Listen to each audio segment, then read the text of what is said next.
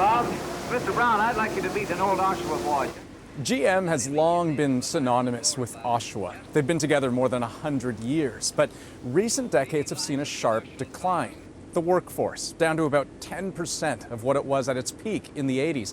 And annually, the number of cars coming off the line has dropped off too, by hundreds of thousands since the turn of the century. So contemplating life without GM is something folks in the community have been doing for years. It was a perfect day for bad news, and all you could do was try to hang on. I need pork rinds done. I need barbecue sauce done this afternoon. Daryl Coster got out of the game a long time ago. I was 16 years old. I made struts for GM. I made car seats for GM. And when you're born into a city that embraces everything that one corporation is about, it's very hard to put a word to it.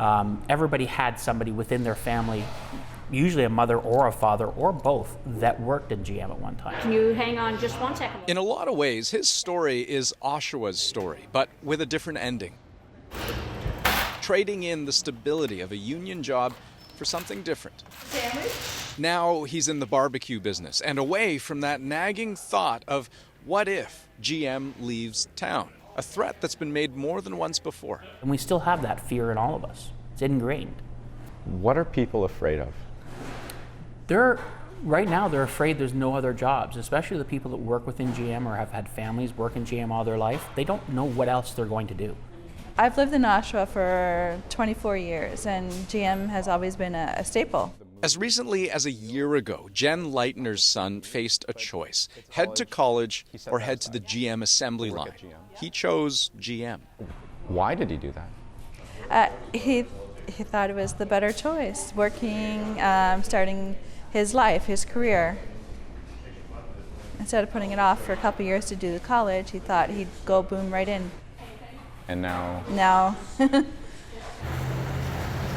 Now her son has another difficult choice in front of him, but one that more and more people are making.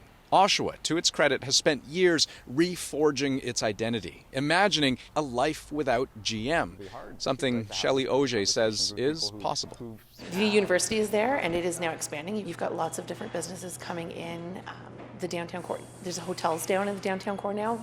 And if nothing else, today's news could mark the start of something new. At some point, a corporation just goes, nah, we're done. And is this the point? And that's what a lot of them are thinking today. Is this it? Is this the end of GM Oshawa? Don't be too afraid. This could be the best thing that ever, literally this could be the best thing that ever happened to you. And for some people it won't be. That's the scary part.